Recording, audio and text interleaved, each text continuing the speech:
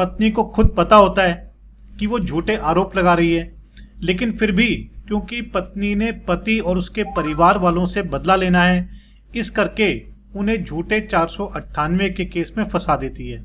और उसमें पत्नी के साथ साथ पत्नी के माता पिता भी एक बड़ी भूमिका निभाते हैं। दोस्तों, ऐसे में क्या पुलिस की और कोर्ट की ये ड्यूटी नहीं बनती है कि जहां पर ये लगे कि पत्नी जानबूझ करके पति पक्ष को फंसाने के लिए, उससे बदला लेने के लिए 498 का केस कर रही है, तो ऐसे केस को शुरू में ही खत्म कर दिया जाए।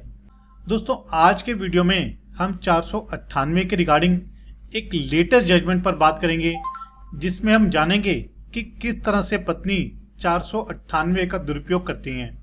ऐसे में हाई कोर्ट का क्या कहना था और 498 के केस में क्या डायरेक्शन, क्या दिशा निर्देश दिए, ये भी आज के वीडियो में हम जानेंगे। दोस्तों, वीडियो बहुत ही इंपॉर्टेंट है, इसलिए आपने वीडियो को अंत तक जरूर देखना है। यदि आपने अभी तक चैनल को सब्सक्राइब नहीं किया है तो चैनल को सब्सक्राइब कर लीजिए।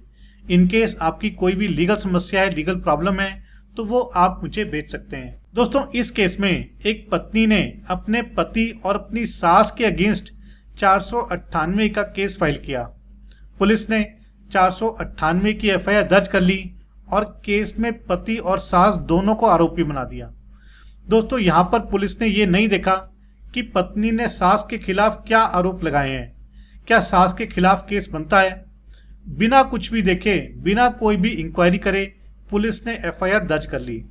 इसके बाद पुलिस ने इन्वेस्टिगेशन करके कोर्ट में फाइनल रिपोर्ट भी सौंप दी। दोस्तों, जैसे ही चालान पेश हुआ, उसके बाद सास ने हाई कोर्ट में 498 के केस को क्वैश करने के लिए क्वैशिंग पिटीशन फाइल करी। दोस्तों, हाई कोर्ट ने ऑब्जर्व किया कि पत्नी ने अपनी 498 की कंप्लेंट में सास पर बेटे को उकसाने के बारे में आरोप लगाए थे। पत्नी का आरोप था कि जब भी पति उसके साथ मारपीट करता था तो सास बेटे को रोकने की बजाय मूक दर्शक बन के खड़ी रहती थी और सब कुछ देखती रहती थी। दोस्तों, इस केस में पुलिस ने पत्नी के माता पिता को भी केस में विटनेस बनाया था और पत्नी के माता पिता ने पुलिस के सामने स्टेटमेंट दी थी कि पति और सास उसकी बेटी को यानी कि पत्नी को दहेज के लिए परेशान करते थे, तंग करते थे। दोस्तों, हाईकोर्ट हैरान था कि किस तरह से पत्नी 498 का दुरुपयोग कर रही है। दोस्तों, हाईकोर्ट का कहना था कि पत्नी ने अपनी कंप्लेंट में सास के खिलाफ कोई भी स्पेसिफिक आरोप नहीं लगाया है। केवल इतना कहना कि सास ने पति को मार पिटाई करने से नहीं रोका, केवल इस बेसिस पर सास को 498 में आरोपी नहीं बनाया जा सकता। और दूसरा पॉइंट ये कि सास दहेज के लिए पत्नी को तंग करती थी, ये भी एक सुनी सुनाई बात थी, हियर से एविडेंस था, क्योंकि ये बात पत्नी ने अपनी कंप्लेंट में कहीं भी नहीं लिखी थी। ये बात केवल पत्नी के माता पिता ने अपने बयानों में लिखवाई थी। दोस्तों, केरला हाई कोर्ट ने ऑनरेबल सुप्रीम कोर्ट की judgment Achin Gupta versus state of Haryana का भी रेफरेंस दिया, जिसमें ऑनरेबल सुप्रीम कोर्ट ने यह कहा था कि कुछ पत्नियां सोची समझी साजिश के तहत 498 की कंप्लेंट को इस तरह ड्राफ्ट करवाती हैं जिससे कि 498 के इंग्रेडिएंट्स पूरे हो जाएं और पति और उसके परिवार वालों को उसमें फंसा दिया जाए, जबकि असलियत में आरोप झूठे होते हैं, बेबुनियाद होते हैं, जिनका कोई भी आधार नहीं होता। दोस्तों, केरला हाई कोर्ट ने इस केस में 498 के मिसयूज पर 4 बहुत ही इंपॉर्टेंट ऑब्जर्वेशन दी। दोस्तों, सबसे पहले तो हाई कोर्ट का कहना था कि पत्नियां 498 के केस में बहुत ही जर्नल और स्वीपिंग एलिगेशन लगाकर सभी को आरोपी बनाने की कोशिश करती हैं, जो कि बिल्कुल ही गलत है। हाई कोर्ट का कहना था कि जहां पर स्पेसिफिक एलिगेशन नहीं है, स्पेसिफिक इंस्टेंसेस नहीं है, तो ऐसी स्थिति में 498 बनता ही नहीं है। दूसरे पॉइंट में हाई कोर्ट का कहना था कि एक कोर्ट की ड्यूटी बनती है कि जब भी उनके सामने मैट्रिमोनियल केसेस आते हैं, स्पेशली 498 का, तो ऐसे में कोर्ट को ये देखना जरूरी होगा कि कहीं पत्नी 498 का मिसयूज तो नहीं कर रही है। पत्नी ने जो भी एलिगेशन लगाए हैं, क्या वो प्राइमा फेसी केस बनाते हैं, क्या आरोपों में सच्चाई का कोई भी अंश है, या फिर एलिगेशन केवल और केवल फंसाने के लिए लगाए गए हैं। अपने तीसरे पॉइंट में हाई कोर्ट का यह भी कहना था कि 498 के केस में हियर से एविडेंस की कोई भी वैल्यू नहीं है। दोस्तों हियर से एविडेंस वो एविडेंस है जो कि डायरेक्ट नहीं होता बल्कि सुनी सुनाई बात पर आधारित होता है।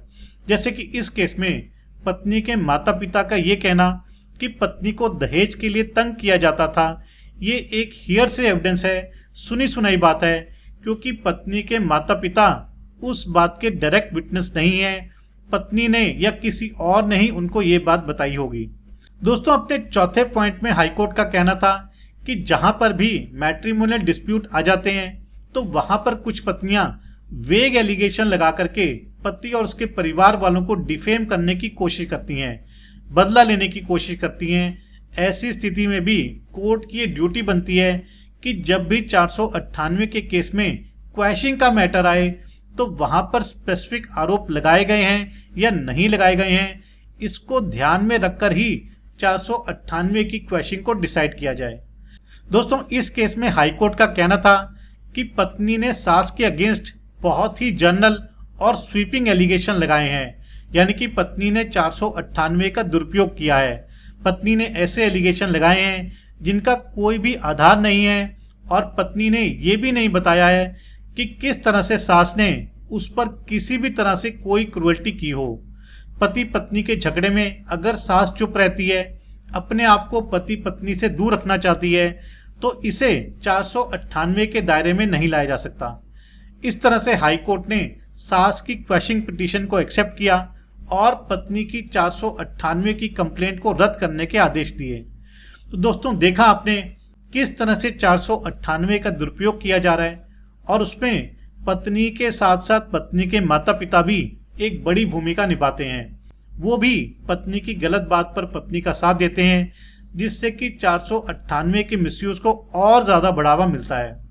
दोस्तों इस केस इस जजमेंट पर आपके क्या विचार हैं ज़रूर शेयर कीजिएगा। यदि आपकी कोई लीगल समस्या है, लीगल प्रॉब्लम है, तो वो भी आप मुझे भेज सकते हैं। इस जजमेंट का लिंक मैं आपको डिस्क्रिप्शन में दे दूंगा, वहाँ जाकर के आप इसे डाउनलोड करके पढ़ सकते हैं, समझ सकते हैं और अपने केस के फैक्ट्स के अनुसार यूज़ भी कर सकते हैं। तो आशा करता हूँ कि आपको वीडियो पसंद आया होगा। यदि वीडियो पसंद आया तो वीडियो को लाइक और शेयर ज़रूर कीजिएगा। चैनल को सब्सक्राइब करना मत भूलिएगा। अगली बार मिलेंगे नए वीडियो में नए टॉपिक के साथ। तब तक के लिए धन्यवाद। जय हिंद।